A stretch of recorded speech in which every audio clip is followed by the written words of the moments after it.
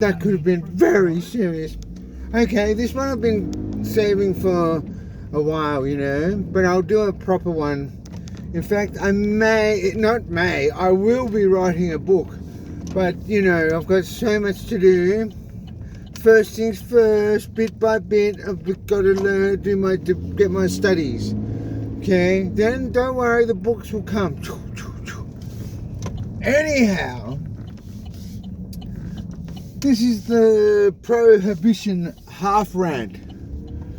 Because, let me give you an example of the kind of mindlessness, the mental. I don't mean to, well, I actually kind of do. I do mean to be a little bit mean. I'll tell you why. Because people are dying. Literally, I've just sadly, stupidly, ridiculously, however you want to put it, swum through the gutters, down there with all the drug addicts and the street prostitutes and the women in misery and the children. I've seen children shooting up. I was staying at this house, this government-approved rooming house, which had in their storeroom, drug-using equipment, syringes, water, stuff like that. But it was in their rules, no, we don't give it out to anybody that doesn't live there. So what that ended up exposing me to was seeing these kids who had come there hearing on the grapevine. I'm talking 13-year-olds who had heard on the grapevine, obviously, that they might, if they get the right worker, they'll be able to get themselves some clean syringes and some water, swabs and all that. But no, they got the nasty worker this night. So what it meant is they already had in their possession used syringes, probably like little, basically just like jabbing a piece of wire in your arm with a hole in it. But anyway, these are kids, 13-year-olds, and they lived around the corner from this place in the youth government-approved crisis accommodation. Anyway, these kids come around there, they get turned away. Which, no, the kids didn't not use. Well, that's not going to happen now, is it? They got a pocket full of drugs from whichever skunky drug dealer sold it to them. They've got a pocket full of drugs. Actually, I should reframe that. That's not necessarily right. Because the skunky drug dealer up the top it just acts like a domino effect. So they, it wouldn't have been like a 30-year-old going, here kids, although those characters do exist because of prohibition. Because of our current stance on drugs, they do exist. You will get 30-year-old crumbs who will sell to 13-year-olds, and then they'll say stuff like, well, you're just going to get the drugs anyway, I'll get out there and, turn a trick and get me some, money you still owe from your last shot. Yeah, you get some full scumbags. Anyway, back to where I was going. So what happens is it has a domino effect. And, the 30-year-old sells to the 27-year-old, the 27 to the 25-year-old, the 25 to the 22. So the 13-year-old would have probably bought off the 16-year-old. You see? So, the problem still lands with the older people up there in Parliament House and La La Land, okay? Anyhow, so these kids who have just been turned away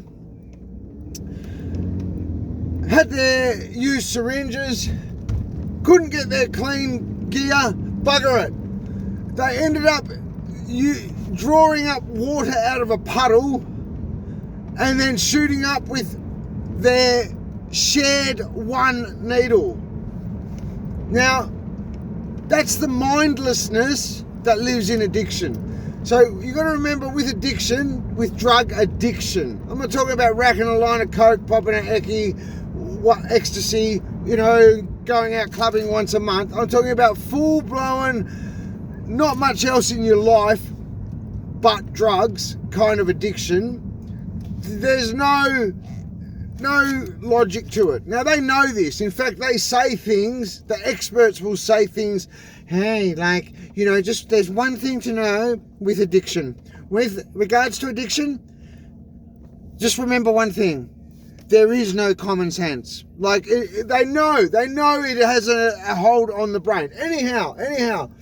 So, my point is, you have this situation where you have drugs available. Drugs are available where 13-year-olds can get them. We're at market cap. Okay? Now, you then have this situation which the rules, the laws, the processes, the procedures, the ideologies, so our culture is all formed around what? Around archaic God-fear. Sorry, I don't mean to insult any religious people, but God-fearing days. Preacher type, even KKK racist members like the Harry Anslinger story. Like, we're talking about completely different times. We're talking about periods of times we formed our beliefs and our ideologies and our like no to drugs and all our stance on drugs, our prohibition stance, were all formed during a completely different period when Italian mobsters would say, and Hell's Angels would say, no, we don't sell drugs. If any of our members get caught selling drugs, they're banished. Well, those times have clearly changed, right? Clearly. So now, that aside, what you have is, remember this. Remember the wonderful Jeff Kennett and politicians like that. They started right about the same time as the I'm offended because you're offended cancel culture started sweeping the Western world. Right about then was this need for like globalization and privatization. All of a sudden, you know, hey, we've run out of money in Australia. Hey, I know how we can get some more. Let's go global. Yeah, hey, come on. Okay, no worries. You need more money, sweet. Do it, right? Whatever you got to do, no problem. We just like throw a few scraps to the peasants occasionally. Okay, no problem.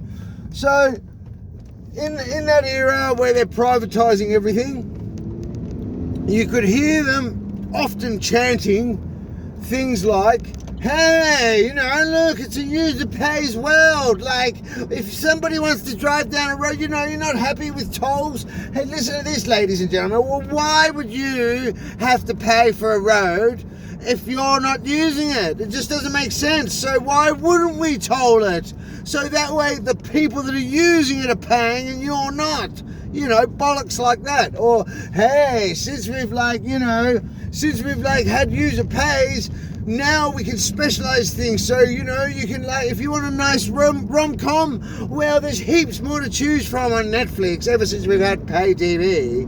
Okay, you can, users, if you know, can customize it. Well, fucking great. Now let's apply it to drugs, you dickhead. Moron. So here we have is this industry, this massive market cap game plan designed years ago in a backwards minded, just crazy. They were completely different people who made the laws and ideologies around drugs being illegal. Like in today's world, they would be the most racist, bigoted. You would not be listening to these people, I can assure you. They would probably have been, I don't know about cancelled. I don't know, something probably rocked. Something would have happened to them. They would not be existing, right? They're completely different brains. Designed the drug, the entire stance on drugs. So you have this situation with prohibition, which sees squillions and squillions and squillions of dollars getting. Now write that down in the negative column, okay? Put that there in the like little cons column.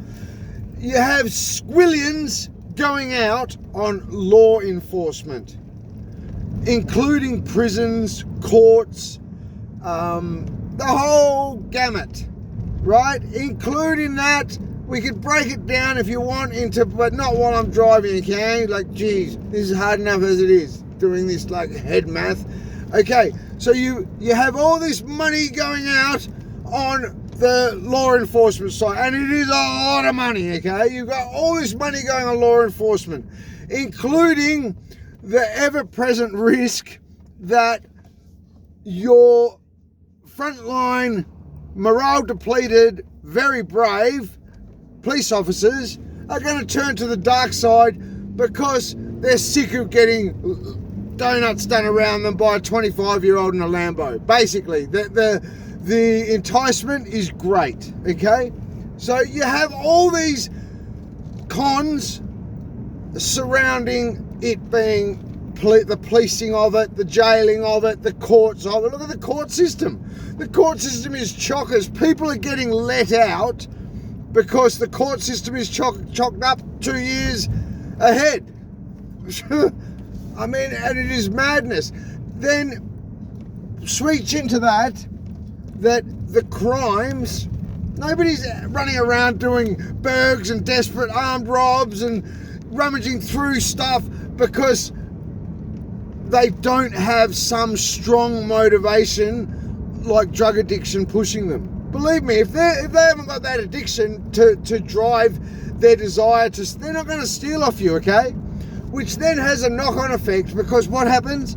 The kids that aren't on drugs yet, who look up to the older kids who are on drugs and all in the crime game and stealing cars and the gang culture, they're just trying to emulate them. They just haven't got the drugs to drive them. Anyway, let's not go into those complexities just on the fly. It's too complicated. So you've got the cons of policing. Then throw into that, you've got another expense, and it's a big expense as well. You've got the health attribute. You've got overdose victims. You've got ambulances going overdoses or blah blah blah, getting called out, whatnot. You've got the cost to the community of the health associated. Hang on, because the health factor would still be there, but you could just control it better. But the health components associated with the fact that it's in the gutter. So the fact that somebody may have overdosed in a back alley because he was hiding it, or somebody may have, like, whatever. There's a lot of health costs that don't get dealt with, or they get exaggerated or exasperated because of the current stance of drugs. So you have that aspect. Then you have, so you got this squillion dollars going out. You're paying out of your money. It's your money, okay? I know it feels counterintuitive. It feels like, just lock them up. Surely we can put a fence around this country, right? Can we do that? Can we not just, we got a nuclear bomb or something. Can't we just A-bomb them? Can we do that? Like, I mean, gee, it doesn't work like that. I'm sorry, you just got to get that through your head. It does not work like that, okay? Picture, like, just, anyway, it doesn't work like that. So then, you have all these squillions going there. Then to add to it, remember the little user pays, and hey, if someone's driving down the road, like, hey, they should pay for the road. Remember that business? Well, now you have a situation where the people that are the using aren't paying for all that stuff. So you've got billions going out ridiculously and often unnecessarily. And then the billions the user pays part, they're not paying. It is madness. And add to that, hang on, it gets worse. Because not only are we throwing the money away ridiculously and then not letting the users pay, we're giving every single cent, hang on, not only to organised criminals so that they can then, like, hey, you know, get craftier and build forts and just buy gadgets and buy power and buy people, and not only are we powering them up with that much money they literally don't know what to do with. In Australia,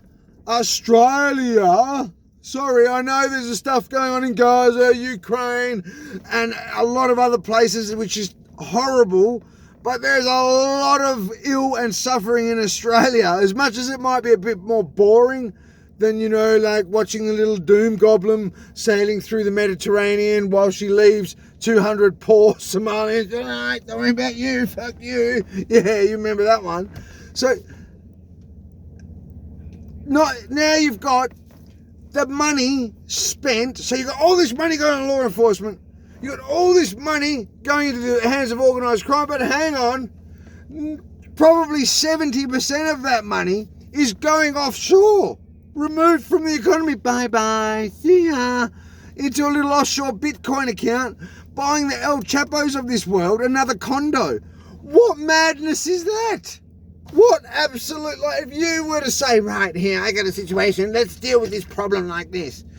You could not, honestly, you could not generate a more moronic game plan to deal with a problem than the current one we have now. Now, for you, it's easy. You just see like some junkie down there with no teeth, like, you see that, right? You don't see the parents at home crying who've been there for perfectly normal, you don't see that. You might every now and then see Ben Cousins or someone dancing on the roof of the SAS. You might see one of those. You might see, what's his name, lying in the... But at the end of the day, you see this ugliness and you just think like, oh yeah, fuck them, let's stab them in the eye with a chopstick. Like, yeah, bugger them, stone them, I gotta get up and go to work every day. It doesn't benefit you. That's just like cutting your nose off to spite your face, literally. Because by you taking that approach, that's why your place gets... That's why we've got record-setting crime stats. I'm not saying it's right. I'm not saying, yeah, forgive them, they should be allowed to do... Not at all. I'm just saying it is what it is, and it has been like that for eons, and we just keep iterating through the same mindlessness. But now it is tenfold because the drugs are at market cap. Australia's just this little bobbing, like, gold mine for the world's organised criminals, because we've got a bureaucracy full of woke, 30 years worth of like woke, like modern day hippies. Like, yeah, it's okay. Like, hey, people wouldn't do that, would they? What? Get our women out selling themselves to buy their drugs. Oh, what world are you? That doesn't happen in... What? I never saw that happen in Baldwin. What do you mean? We never had this in Kew. Like, gee, when I was down there in Northcote at the Three Beans Cafe, I mean, there was a person there who popped pills with us every week and went to the doof doof, but, like, they didn't do that. They just bought a 10-pack and, like... Bye.